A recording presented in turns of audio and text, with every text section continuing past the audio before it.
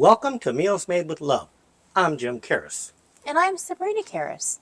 We are the proprietors of Apache Farms. Located in Orange, California, Apache Farms is a boutique purveyor of homemade, handcrafted, small batch blended rubs and seasonings. Today, using our Weber propane grill, we will be grilling some flavorful St. Louis spare ribs, seasoned with 3 of our Apache Farms rubs: Rusty Bolt Dry Rub, Turbo Flame Hot Rub, and Stove Bolt Sweet Rub. To accompany our spare ribs, we'll be making Jim's famous macaroni salad and slow cooker ranch-style beans, seasoned with our Apache Farms Stove Bolt Sweet Rub. So come along for the journey as we get to grilling. Hello everyone. Since we're making ribs for dinner tonight, we thought we'd go with something light and summery for our side dish. So we're going to go ahead and make Jim's famous macaroni salad. It's a light, summery side dish that goes well with ribs, chicken, anything you want to put on the grill. We started with some elbow macaroni. We pre-cooked it to a little bit on the al dente side, which means it's a little bit firmer because we're going to go ahead and let it marinate overnight in all of the flavors that we've got going on with our dressing. So let's go ahead and get started and assemble this. Let's see what we've got. Okay, so we've got some celery that's got a nice fine dice, bite size, so we can make sure we've got some, we don't want to make sure we've got too many big chunks. So let's go ahead and add this in. Get some nice big crunchy elements to our pasta salad. And then we've got some, this is about 4 stalks, all diced up. And then we've got some diced onion, a nice fine bite-sized dice. This is about a half of a large onion, all diced up. And this goes in as well. Forgive the little bits, we had a bit of a snafu, so it's a little bit colorful. And then this is Jim's secret ingredient. It's diced pimento. This is jarred, pre-diced, and this is actually marinated cherry pepper. And it's not spicy. It's just a little bit zesty, adds a little bit of flavor and color, adds just a little bit of different zip to this bite, to the dish. And we just get this a little bit tamped down. And now it's time to add our wet ingredients. This is a mayonnaise-based macaroni salad. So what we have here is a cup of just regular mayonnaise. We're going to go ahead and add this in. This is a very simple, easy recipe. Let's go ahead and make sure we get all of this mayonnaise-y goodness in here. Don't want to miss out on anything so it's not too dry of a salad. Got to get that all in there. And then we have a 1/4 cup of sour cream. This makes it just a little bit of a zip to it, a little bit more mild flavor. Tones down the mayonnaise, gives it a little bit of a different flavor. And then we got that in there. And then to give it a little bit of a good zip, another zip flavor profile is 2 tablespoons of Dijon mustard. So this adds some flavor, but a little bit different than yellow mustard. A lot of macaroni salads use yellow mustard, but the Dijon is a little bit more mild. Gives it that little bit of a wine flavor. So it's got like a little bit of a different flavor profile. Let's give this a little bit of a mix. Get some of those flavors stirred up here. And then to bring out some acidity and some marrying of these flavors, we're going to go ahead and add 2 tablespoons of white vinegar. And this just brightens up the dish. So we add all that in. I'll go ahead and stir this up as soon as I've got all my ingredients in here. And then we're going to go ahead and add the dry ingredients, my spices. I've got, what do I have? I have a tablespoon of granulated onion powder, granulated onion. Let's go ahead and add this in here. Even though we have diced fresh onion, we want to just give it a little bit more onion forward flavor. I'm going to put that in there. And then we've got, just to sweeten it up just a tad, we have a teaspoon of granulated sugar. Now I'm using Splenda, which is a sugar substitute. You can use, of course, regular granulated sugar. I just prefer, for my own sake, using the Splenda substitute, but you're more than welcome to use regular sugar, just a flavor preference, whatever you prefer. And then we have a half teaspoon of salt, just regular table salt. Just sprinkle that on in there. I think I got those two mixed up. This was the granulated sugar and that was the salt. Sorry about that, folks. And then a half teaspoon of ground black pepper. So we're going to go ahead and put that in there. And then another secret ingredient, quarter teaspoon of celery seed. This is whole celery seed. This adds a little bit of an earthy flavor to it, and it gives it just a hint of, oh, I don't know, kind of like, just like it's like an earthy, nutty flavor, and it just adds such a different flavor profile. It blends really well with the Dijon mustard, and it just gives it that oomph. I hate the word umami because it gets overused, but it's just got such an umami flavor to it. But it makes it just a light little just dish to it, and I don't know, it tastes so good. So, and that sour cream with that sour flavor to it just makes it taste so. Can you tell this is my favorite dish? This is my favorite macaroni salad. I just love it to pieces. Okay, now we're going to give this a great big stir, mix it all up, blend all of those flavors together. Get all of that mayonnaise and sour cream and Dijon, vinegar, salt, pepper, sugar, celery seed. Make sure it all blends together. Just look at all that creamy goodness coming together. So we're just blending all of this together, making sure all of those flavors just marry together. See how you can see the pimento and the celery come together, adding the color to this dish. Want to make sure you get all of those ingredients blended. You can see the little dots of the celery seed and the pepper.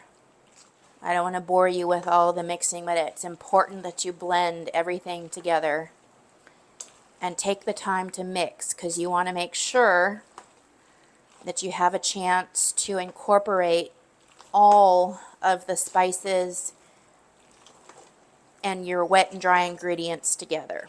Okay, that looks pretty good. Okay. Now I'm going to go ahead and put this into a prettier dish, one with a lid, so that I can store it in the refrigerator overnight, so it has a chance to get all of those spices and the Dijon and all of that goodness together, because we're going to have our rib dinner tomorrow night. And oh, I can't wait for that. We're gonna have we're gonna have 3 different flavors of our ribs. We're gonna have our Makwa Farms seasonings together and our ribs. Oh, I'm looking forward to it. Okay, so let's see how this tastes. Oh my gosh, I'm so excited. Okay, Let's see. Here we go. Big taste test. You guys have no idea how much I love this macaroni salad. So delicious. I cannot wait. Pardon me. I know it's rude to talk with a mouthful, but it's so delicious. Okay, so we'll revisit this tomorrow when we plate it up with our ribs, and we're gonna have some beans. We're gonna make some beans in the rest of the video. And this is Jim's famous macaroni salad, so stay tuned for the rest of the video. So we're going to do St. Louis style spare ribs today. These are pork spare ribs, and these are pretty nice ribs.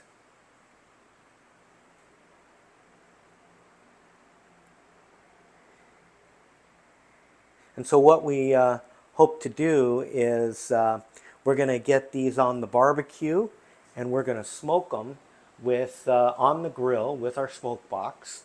And they're going to go maybe 4 hours, 4.5 hours, maybe even up to 5. We want to get them cooked to about a temperature around 202 degrees is our goal. And so what I think our plan is we're going to get these unpackaged and ready for prep to begin the slather and the seasoning.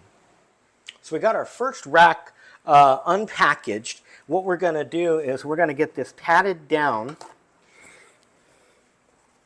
and we're going to do both sides.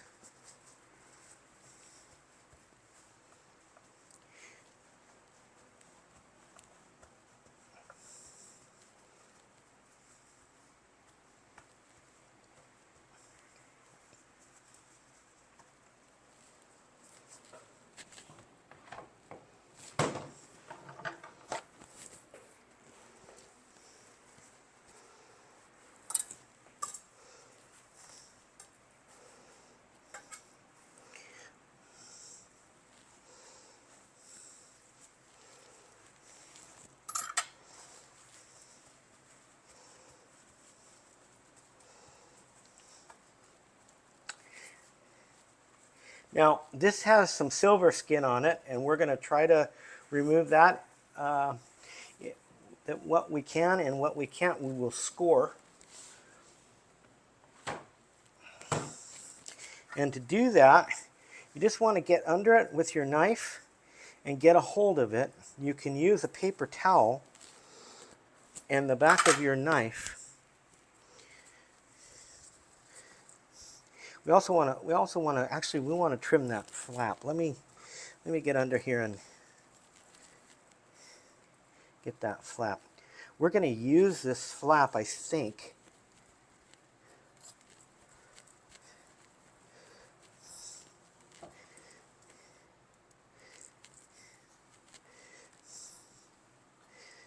We're going to use this. All right, that's great. Now, what I'm going to do is I am going to trim this about here. Okay. And then I'm going to take the same side over here. That's pretty good. All right. So there we go. So what we want to do is we want to get under this silver skin.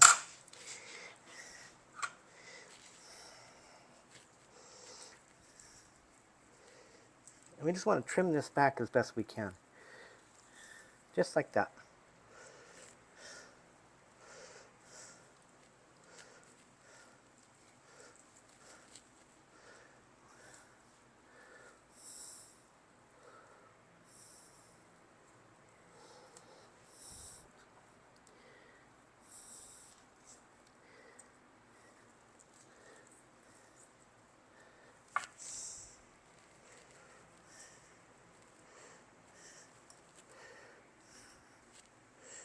And by using the paper towel, it helps you to grip it a little better.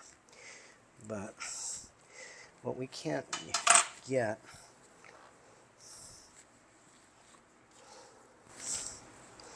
because it is rather slippery. And you can see it's got a little bit there.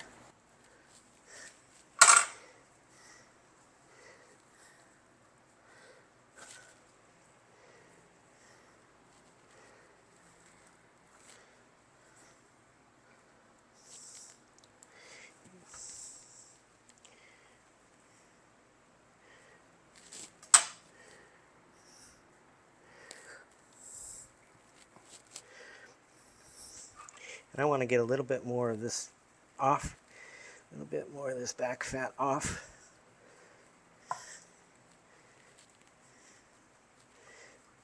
Okay, that looks pretty good.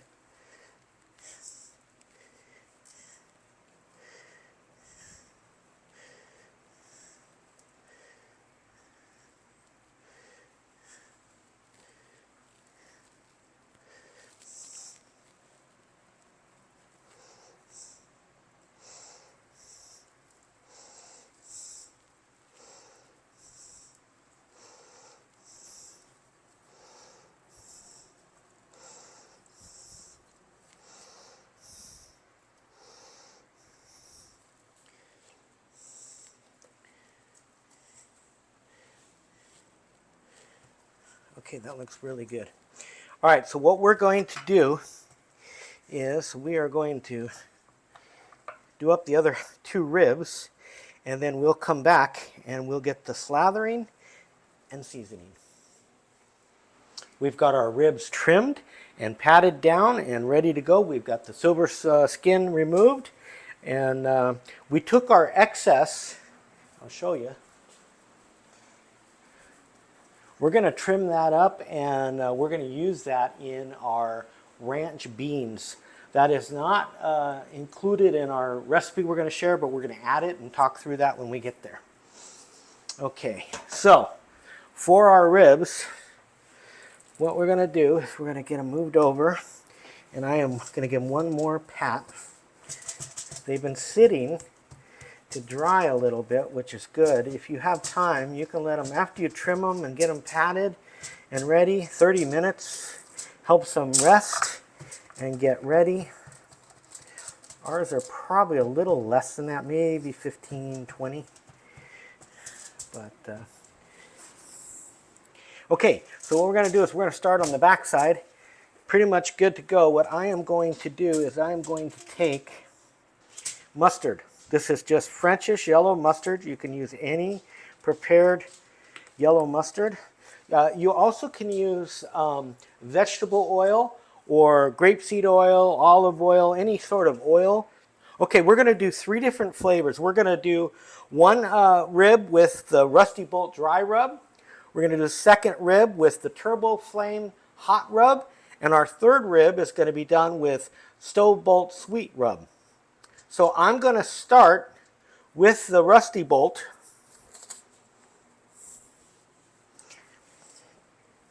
And I need some salt to start. I didn't grab my salt. Let me get that. Because our rubs and seasonings are salt-free, we encourage folks to salt according to their preference. And when you're cooking proteins, it's really important that you use a little bit of salt because you want to draw the moisture through the meat. And it also helps draw the flavor of whatever it is you're seasoning through. So you don't need a lot, and that's what I'm going to start with. And what I am going to do is I am going to give a liberal coating of, this is the Rusty Bolt dry rub. And one of the nice things, and I say this in each of the videos where I'm cooking protein, is you don't have to worry so much about putting too much, because the meat will only absorb what it's going to absorb, and then anything extra will fall off or create a crust. If you have a rub or seasoning that does have salt, you then run the risk of over-salting. What's nice about what we're going to do today is we're going to probably do this again out at the grill one time, and maybe even a touch-up during the cook. But you really are doing this to get a nice even bark. All right, so now what I'm going to do is I'm going to pat that, and I may come back over it. The one thing about the Rusty Bolt is it has a lot of paprika in it, and the paprika really adheres to the meat, whereas some of the ones without don't. And where you see you're a little light, you can just go back over and touch it up a little. All right. Then you use what you have on the sides and go down. Again, what I did before I started this prep is I put down 2 heavy-duty pieces of foil. So that way it just helps with cleanup. Remember, these are the back of the ribs, and that is just for extra added flavor. We're going to come back and do one more quick round on that. But before I get started on this side, I'll do one more pat down.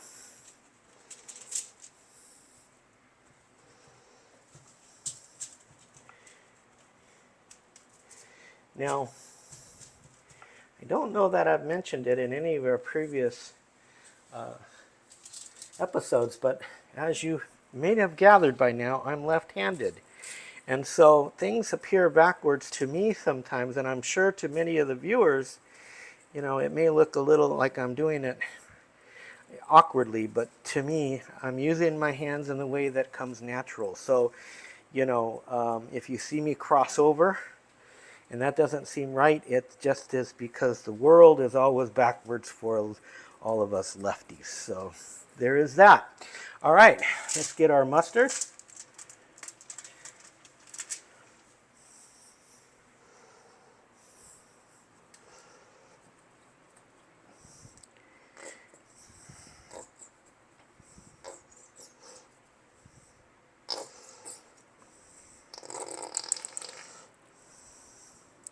And if you saw what I did, on this side, I put the salt down before I applied the mustard. And that's because I really want that chemical reaction of drawing that salt into that meat. And so for this, I put the salt down first.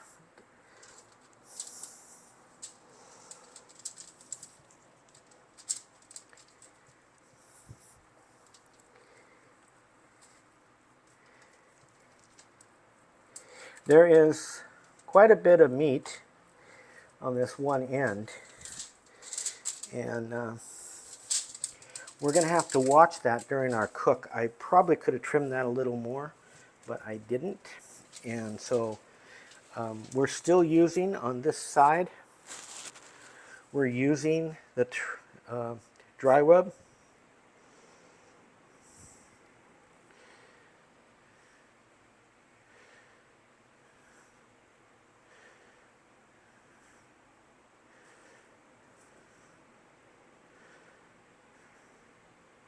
And you just want to try to get it as even as you can. It doesn't have to be perfect. And like I said, you'll see the little variances in how each of these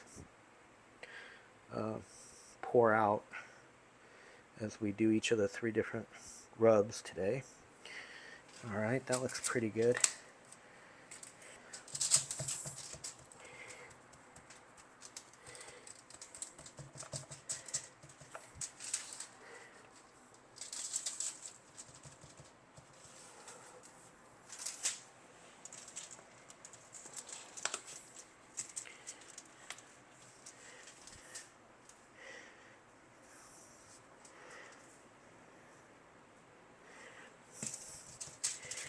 Pretty good.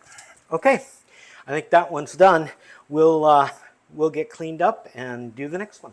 For our second rib, we're going to do the turbo flame, and let's get started. We're going to start with laying down a little bit of salt. Same thing.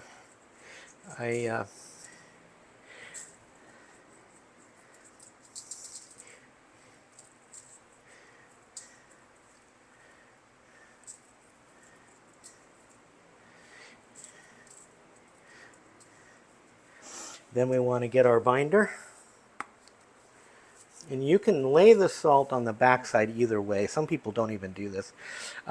It's really, I think, a better practice, honestly, to put it down before your binder.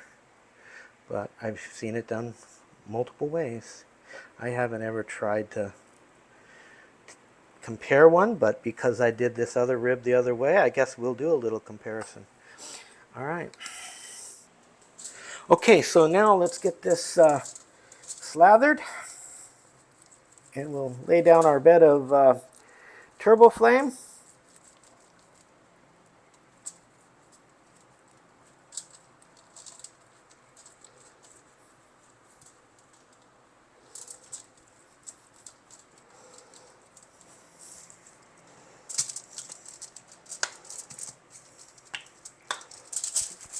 always like to give them a good shake.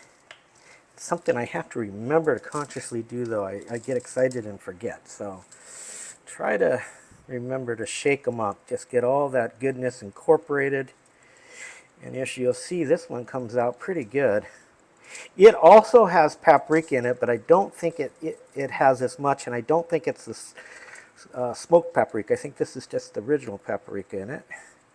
So it definitely is a little different blend. Whoop. Well, so much for cleanup. Or I should say ease of cleanup.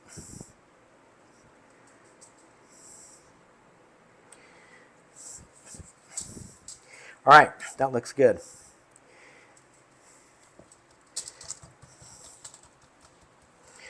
Get that put on there really good. And as you'll see with that mustard, look how it's adhering. That is exactly what we were hoping for.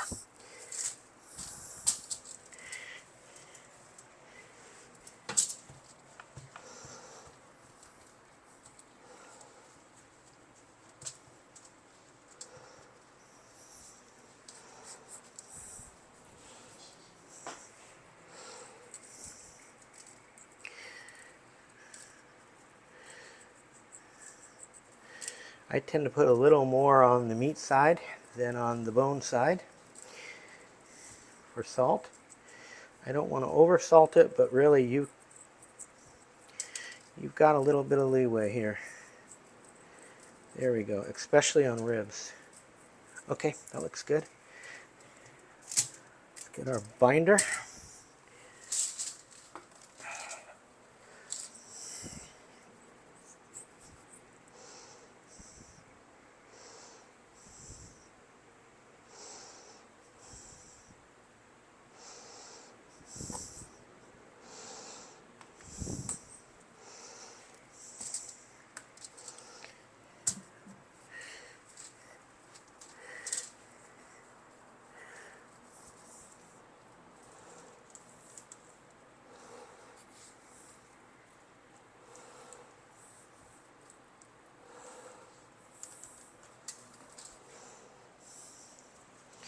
Make sure you get your sides. And let's get going.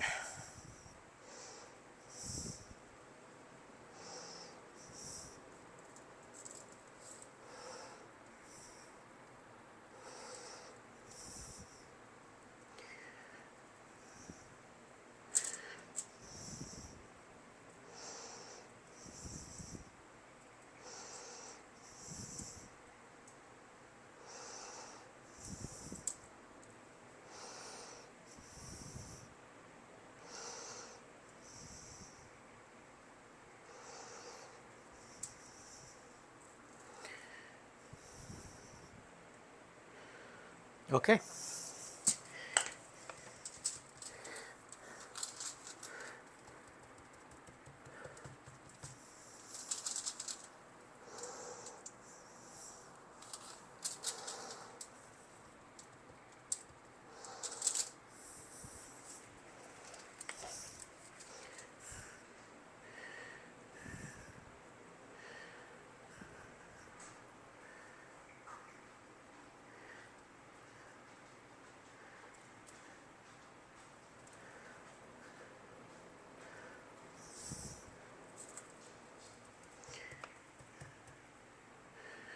So if you see a little mustard seep through, you know you probably got a little bit of a thin spot. There we go. I think that looks good. And on to our third rib. For our third rub, we're going to do the stove bolt sweet rub. So let's get going. Same thing. We've got this patted down already. It's been resting.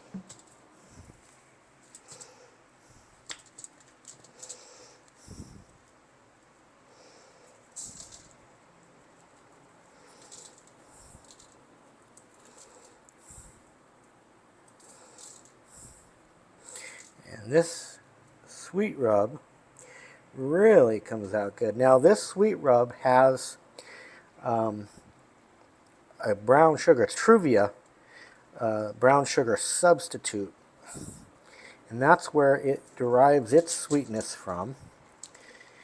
You can use extra brown sugar on this particular rib if you want an extra sweet. I personally like it not quite as sweet as if it was traditional brown sugar, which is what's, I think, really special about this particular rub.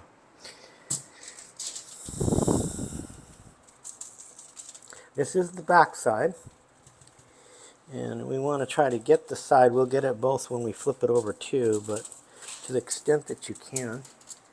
There is some clumping with this rub. I didn't really give it a good shake. So I will do that again. And let's get started. The salt.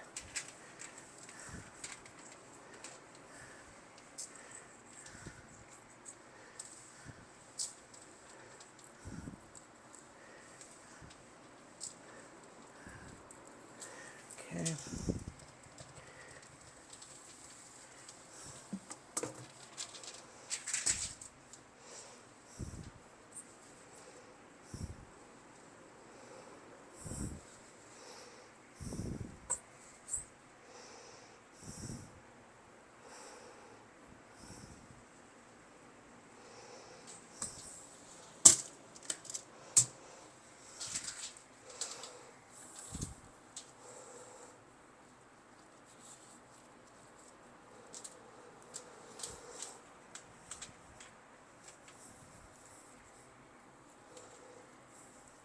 And as you may have noticed, I tend to get more rub on the back facing the camera than the front, the bigger side of the ribs. More seasoning, and I used a little more slather. There's a lot more meat on that, so it won't hurt that to do that.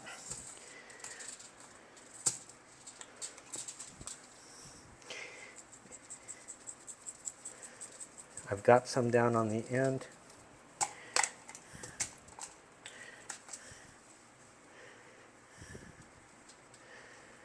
I'm using that back side because otherwise the bigger chunks in the rub don't pass through. And so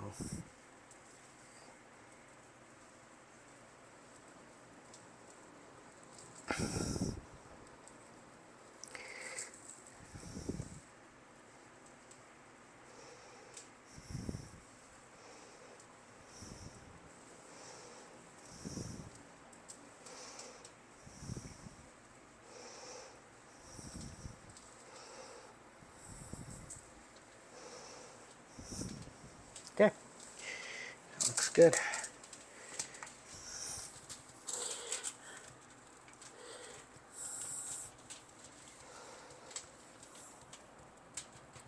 We will give those a touch up out at the grill.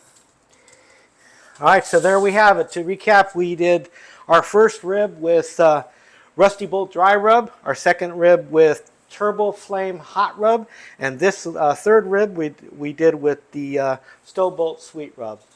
3 different flavor profiles, all within the same range of good taste. Okay, so we got our 3 ribs put on the grill.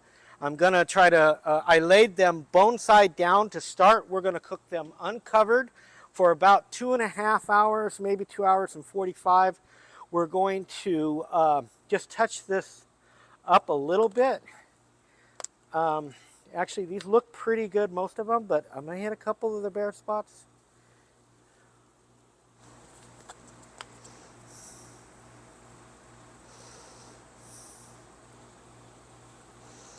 That looks pretty good. All right. And then we're going to do the hot rub next. That's in the center. And again, not much, just a little bit. Just in the bare spots. As you can see, I hit the top of the grill on each one, getting it put in. This one I did the worst.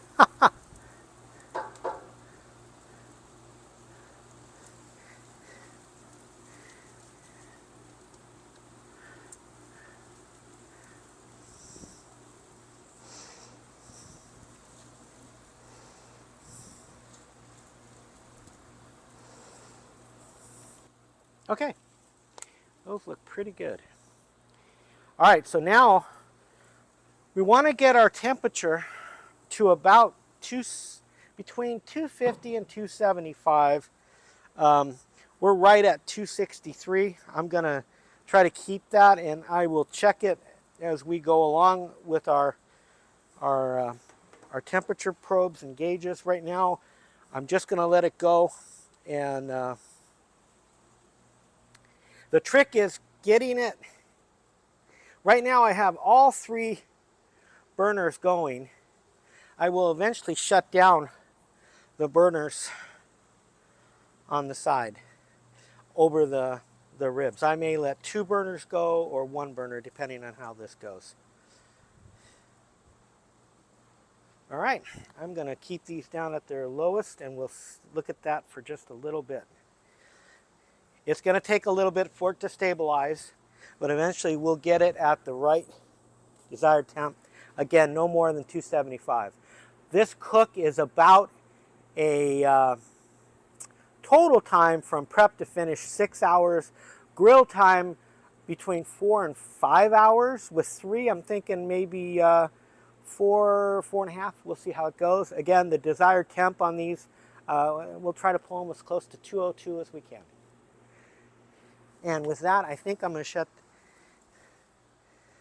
shut that burner down. And I'm going to shut that burner down.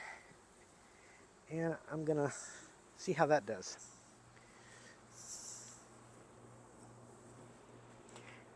We'll get her adjusted and we'll be back. So to go with our meal, we're going to have Jim's famous ranch beans. And to get started, what I've done is we're going to go ahead and do this in our slow cooker, which I went ahead and preheated on a high setting. And so this is already warmed up and good to go. Let me get rid of the lid here. And this is a savory with a little bit of a sweet. And what we did is there are 6 cans of pinto beans, 6 cans of the 15-ounce pinto beans. They have been drained but not rinsed. I want to leave some of a little bit of the good bean juice in there. So let's go ahead and get these into the crock pot. All nice and gooey and beany. And then what we have here is 6 strips, maybe a little bit more than that, of thick center cut bacon. And do you remember the trimmings from the ribs that Jim cut off earlier? Well, I went ahead and diced those up and went ahead and pre-cooked those with the bacon, got those nice and mingled together, mixed those flavors all up. So for the next few ingredients, what you want to do is add in the white onion, the garlic, the beef broth, tomato paste, the molasses, and the Worcestershire sauce. Make sure you add them in a little bit at a time to the slow cooker and get them blended in and married in and added in to get these flavors blended in together. So once we've got that added in, let's go ahead and add in 1 tablespoon of yellow mustard. This will add just a little bit of tang. And again, because we use yellow mustard as our binder in the ribs, this is going to just go ahead and bring those flavors into these beans. We're trying to make a cohesive dish here, a cohesive meal, and just make all of these flavors marry together, get all of this all of these dishes taste like they're part of each other. And then we have half a teaspoon of regular kosher salt. Go ahead and put that in here as well. And then this is 3 tablespoons of the Apache Farms Stove Bolt Sweet Rub. And this is going to be what seasons this up just so perfectly. Okay, now let me get this closer. I have very short arms. So let's get this all blended up together. Get that tomato paste blended in with the beef broth. Tomato paste is notoriously very thick, so we want to make sure we get that blended up and broken down so that it's not just all one glob. Oh, this is going to be so tasty. Now I have this set on high, and because the ribs take a really long time, it's okay that the beans have a chance to set. So what I'm going to do is after about a half hour on high, I'm going to go ahead and drop this down to low once this has a chance to get up to temp. I'm going to go ahead and drop this down to low for about 2 hours and just let it finish cooking. You can do this on the stovetop and only do it in about an hour if you set it on a lower temperature, a medium low. It does not have to be done in a crock pot. It can be done faster, but we're just doing it on a crock pot because we have the time, because we're waiting for those yummy, juicy smoked ribs to be done. So this looks pretty good. Oh gosh, if there was smell-o-vision, this you guys would just be going crazy right now. So let me go ahead and take a taste of this once I get it all incorporated. Now we've got a lot of meat in here. Look at all these chunks. Just see all of these just yummy, tasty chunks of rib meat and bacon. This is definitely going to be just so tasty once it's all had a chance to marinate. And I got my trusty tasting spoon. I went for the big one because I knew I wanted to get a good taste. Let me get some of that meat in there. Once this has a chance to get all of that meaty, yummy tastiness setting for a couple hours, let me finish chewing. It's going to be just so perfect. Okay, in the sink.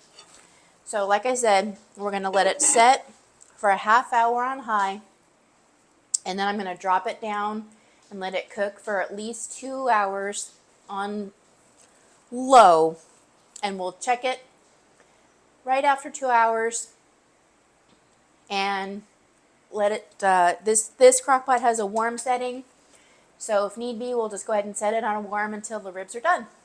Okay, so for our hot mop, our mop sauce, we're going to do a down and dirty little trick here. We're going to use as the base for our mop sauce Ken's Steakhouse Zesty Italian salad dressing. Now, you could use any Zesty Italian or any Italian dressing as a base. I happen to like this Zesty Italian because of the consistency. I've already removed the inner plastic squeeze bottle for what you would normally use to apply this to a salad. So it's literally open. You want to make sure you get it nice and incorporated. You could strain this. You could run this through a strainer to remove all of the herbs that are in here. But because of the nature of our ribs, I'm going to leave them in. They'll even go okay with the sweet ribs, because the sweet rub also has kind of a little bit of a kick with some red pepper. And so the zestiness in this also has a little bit of tang to it, so I really don't think it'll bother. But what you want to do is you want to thin that with an equal part of water.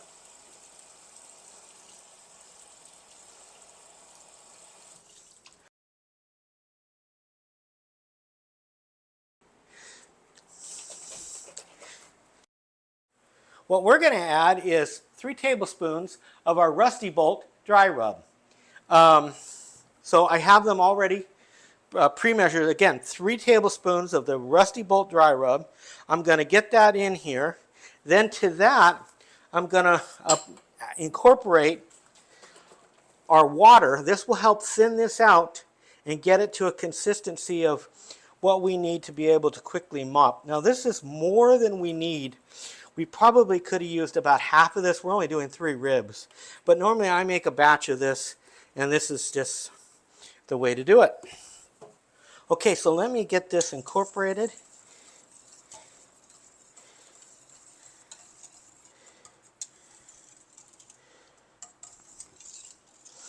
You can definitely smell the vinegar.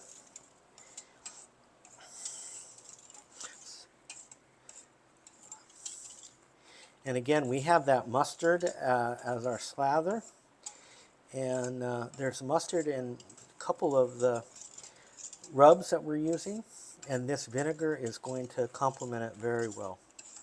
I'm going to take a quick taste of this.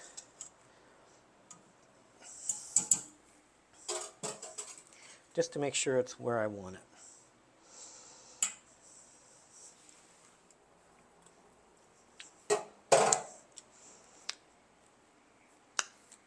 I think we're there. You know, that is really good. All right, we'll be back. Okay, we're about 2 hours into our cook. We're gonna add some more wood because I think these are gonna need to go a little bit longer. Our desired temperature is about 170. As you may know or recall, anything above about 165, 170, the meat won't take on much more smoke. But we're not quite there yet. So I'm gonna check it, but I think we're probably another 20 degrees. So between a half hour and an hour more. I want to get in between the bones. So that's, yeah, 157. That one's a little bit lower. This is about 135, and this is 148. So they definitely need to go a little bit, which is fine. I am therefore not going to baste them just yet or mop them. What I'm going to do is I'm going to add some more wood. We'll get a little more smoke if we can. We'll see how it goes.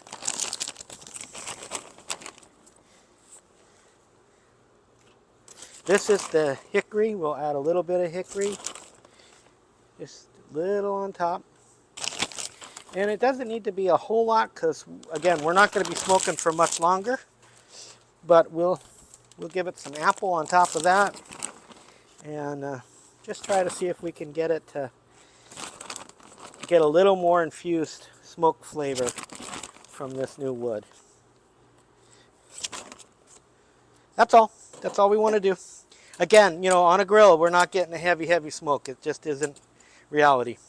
But we'll do what we can. Those look good.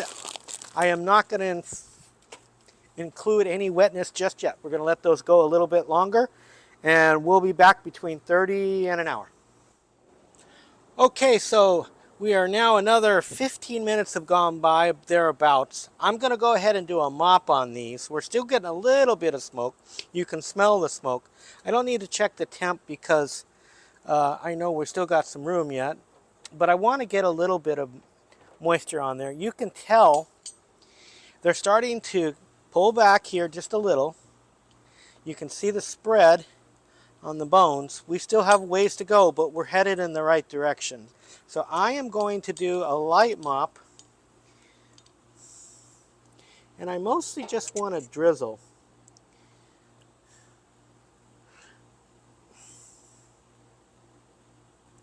I don't want them too wet, but I definitely want a little on there. Okay, let's go on down. A little bit right there.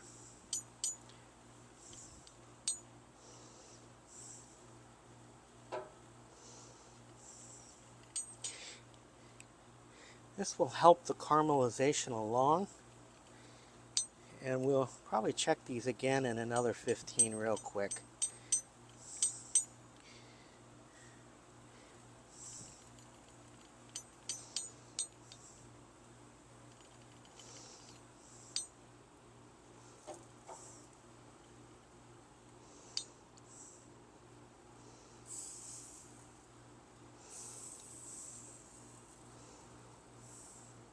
get a little in that back. Ooh, man, that smells so good.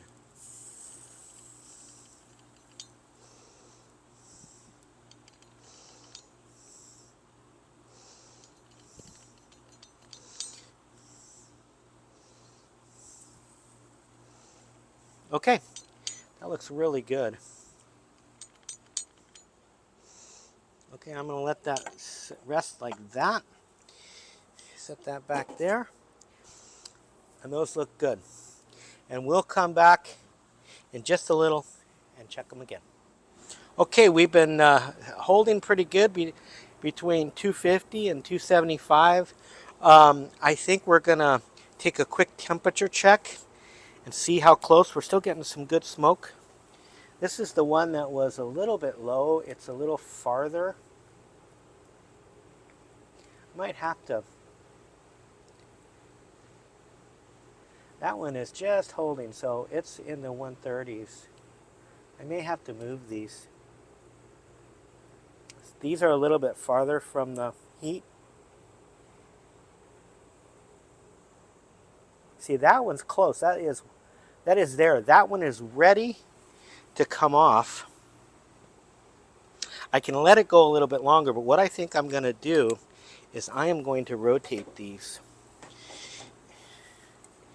Actually, what I think I'm going to do, I think I am not going to rotate them. I think what I'm going to do is start the fire, and I'm going to keep that fire low, and I'm going to have to turn these all down. I'm going to put this one up on the top rack for a minute. And I am going to move these a little bit. There we go. And I am going to continue to let those smoke.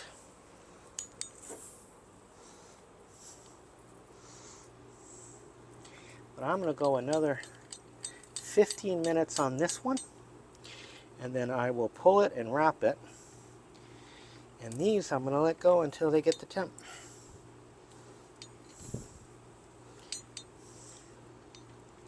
You know, one of the things about trying to smoke and grill on a gas grill is just that.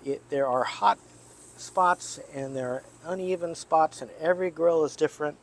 And you kind of got to learn to compensate and be flexible. That's what we're doing here. Although that's not going to take on any more smoke, probably, maybe just a little bit. It's like 167. We'll let that hang out. I'm going to let these go. Probably going to come back in 15 and see. And then I will pull that one and we'll take that inside and get it wrapped. We'll be back. Okay, we pulled 2 racks of ribs. The first one we pulled was the ribs done with the Rusty Bolt dry rub. That's this first rib. And we're going to get those set into butcher paper. We pulled them both right at about 170. One of them was like a little over 172 and the other was like a 168. So that was pretty good. As you can see, I am turning the meat side down. And as you can tell, I'm going to flip this around. I want to trim just with the tongs. I want to get any of these parts here. What this is this is some of the marrow.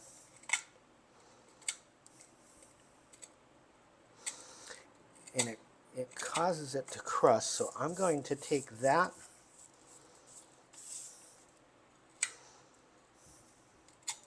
There we go.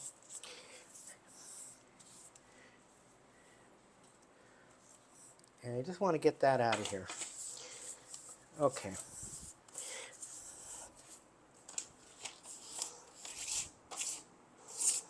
All right.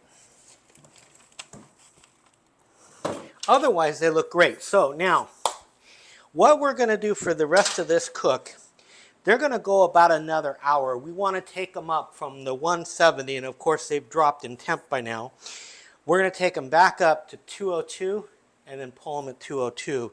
And I'm going to put a probe in one of them, probably the third one. And all we're going to do is we are going to leave the top, the meat side dry.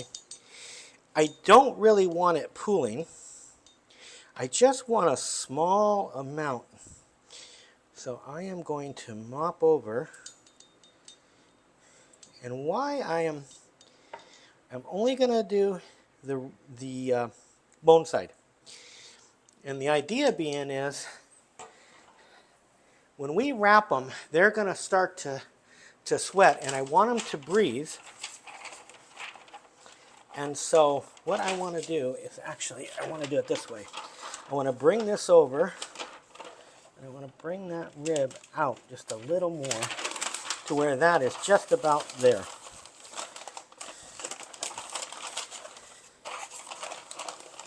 There we go. Then I'm going to fold this, and then what I'm going to do, I'm going to fold these over. I'm going to fold these over, and I'm going to flip them. And as you can see, they will be able to breathe. I'm going to wipe that counter down, and we're going to do the next one. And then I'm going to check those last set out on the grill.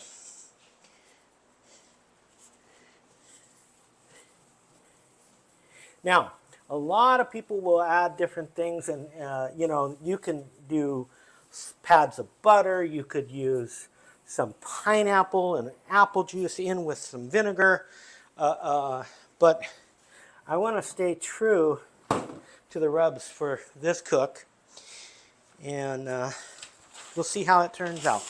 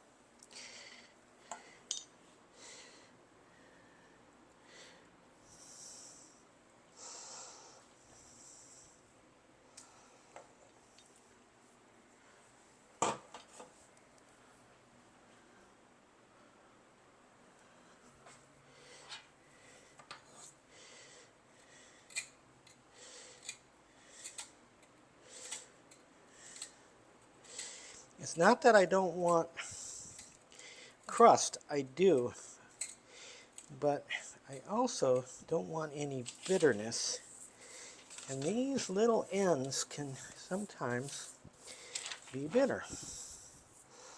So by just doing what I just did, if that is any marrow, you just do that, take that time to do that, and it makes a huge difference.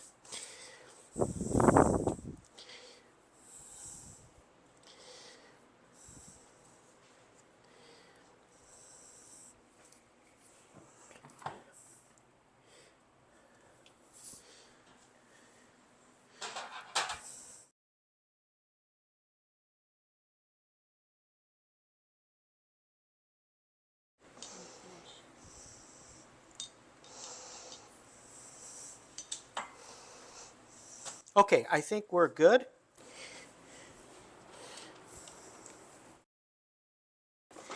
Let's see here.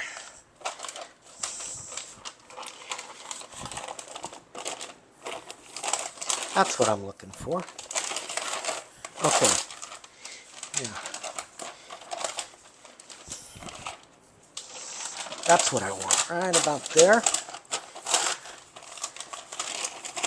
Perfect. Perfect. And that's exactly what I want. We'll go check those other ones. We'll get these back on the grill, and we'll be back. All right, we've got our third rack off. We pulled it. It went a little longer as we were dealing with the other ribs. It actually went to about 180. That's a little bit too long, but it's okay. It's still going to be moist. It's still good.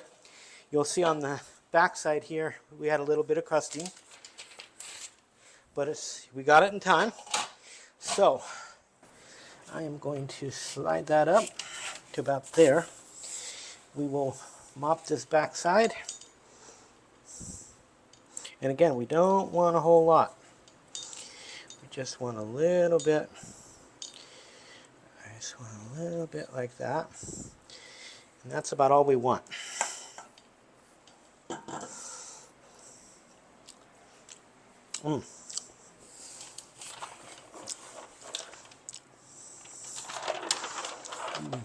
Pull that down.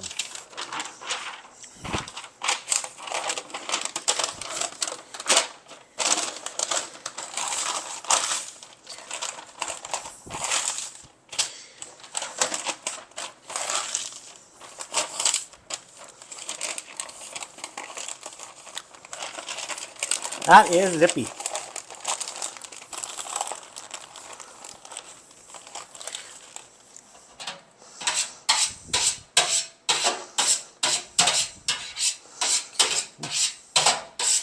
We're going to use that just to get it back out to the barbecue. We're going to go put these on the grill and we'll be back. Okay, so since we last took a check, in between that time, I did another check off camera and I inserted the temperature probe that I did not do like I originally intended when we first wrapped them. But the temperature probe just alerted at 202. So we are at 5 hours into the cook and it's up to temp at 202. So we're going to pull these, and then once we get them pulled, we'll come back and show you the final product.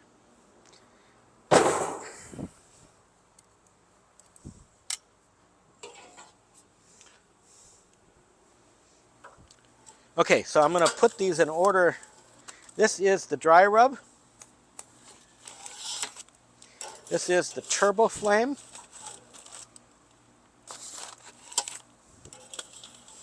And this is the sweet rub.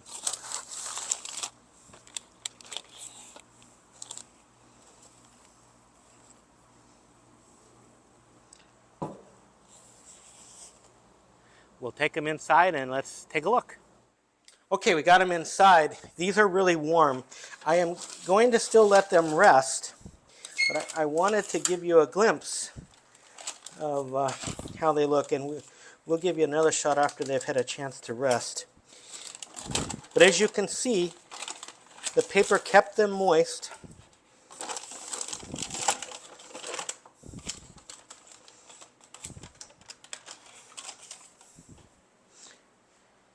Those are the sweet ribs. So I'm going to get those wrapped back up. And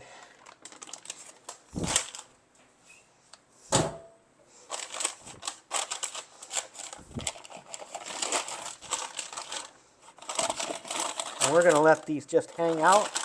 And what I'm going to do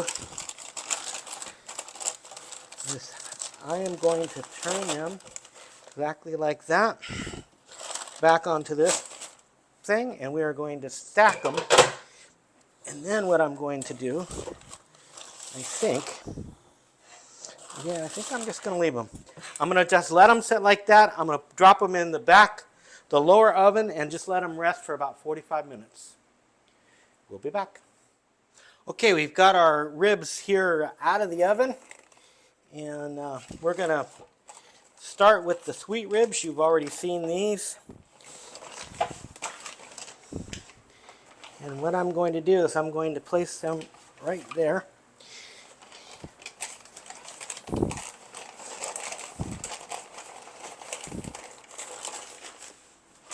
Okay, what I'm going to do, so there they are, and as you can see, they are definitely tender, and they're ready to come off the bone. I am going to turn those over.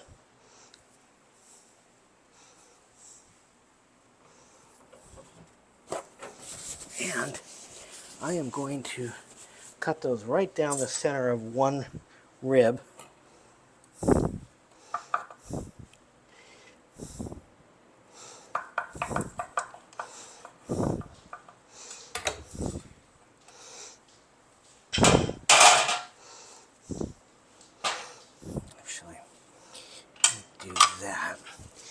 And as you can see, they've got some juice to them.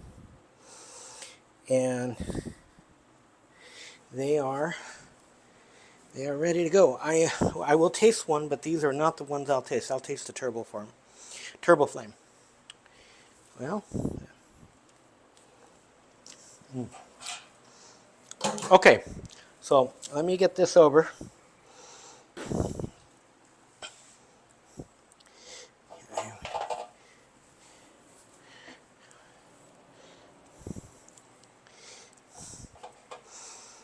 Okay, and I am going to wipe that just because they're all a little different.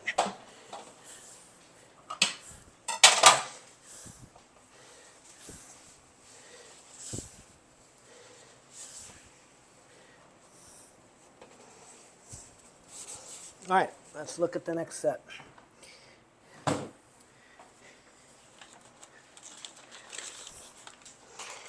These are the Turbo.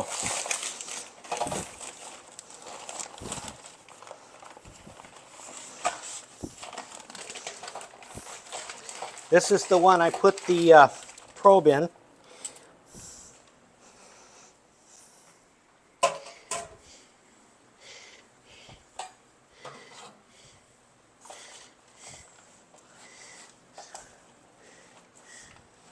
So let me do the same thing.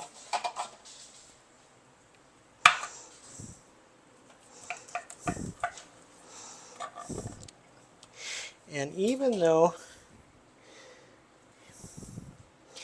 it is done on the one side, they're still moist, which is all anyone can ask for on a grill.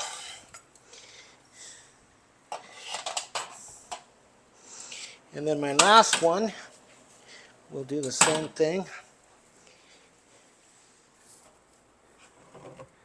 Since that one definitely has a little spice to it, I want to do the same thing, clean that off, keep the family happy.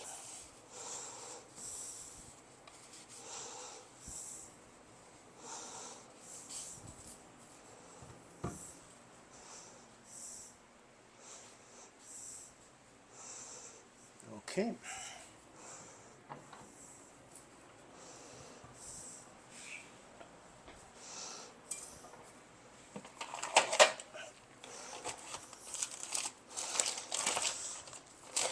This is the Rusty Bolt Dry Rub.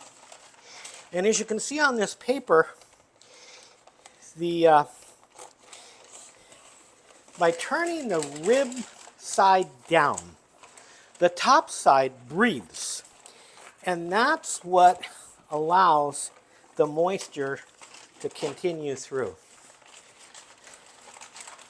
So that's why I only needed to mop the back side, because the top would breathe. In a traditional cook, when you wrap them, let's say in something other than paper, you definitely need something sitting on them, and they usually will cook them with the meat side down, so as things render, it'll keep it moist. But in our method, it stays plenty moist.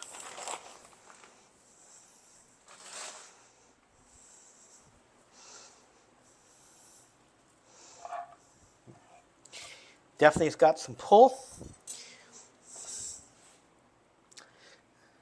Yeah, I think I want that one.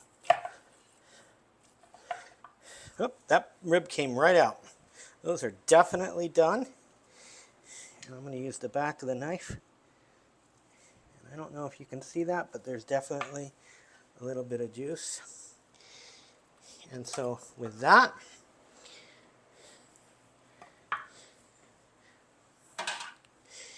I am good and I am happy.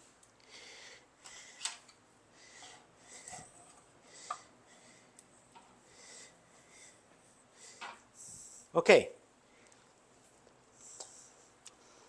Oh.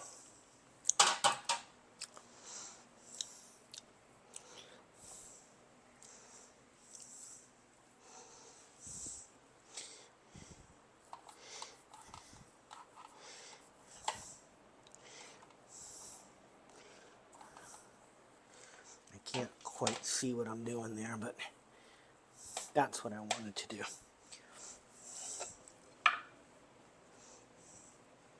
There you have it.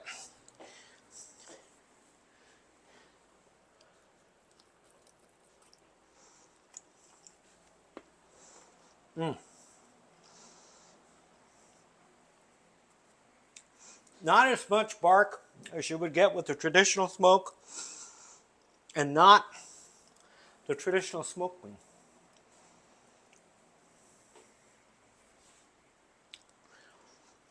But it tastes good. This is the turbo flame that I've got. You can tell by the back. And that, even though it was cooked more, it's not bitter. And it's definitely moist. It's good.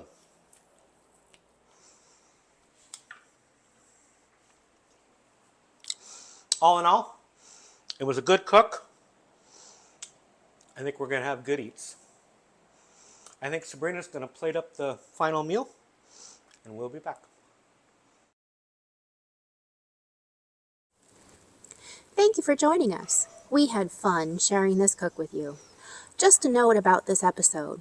In the ranch-style bean segment, our demonstration didn't include the full incorporation of all the ingredients of our recipe, which can be found at apachefarms.net. In the description below and in our show notes, we will include purchase links to some of the unique cooking and grilling tools we used in this episode. These links aren't sponsored, but we want to share some of the products we love to use. If you enjoyed this episode, please give it a like, and if you haven't already, please subscribe to our channel and click the notification bell to stay up to date as we publish new episodes. We would also love for you to leave a comment to share your thoughts with us and our viewers. These actions promote our channel to the YouTube algorithm and allow others to see our episodes in their YouTube recommended view feeds. In today's episode, we used our Apache Farms Rusty Bolt Dry Rub, Turbo Flame Hot Rub, and Stove Bolt Sweet Rub. To order these or any of our products, visit our website at apachefarms.net. We sell and ship to all locations throughout California. Until next time, I'm Jim Karras. And I'm Sabrina Karras. Thanks for watching, and remember, good taste begins with a little love.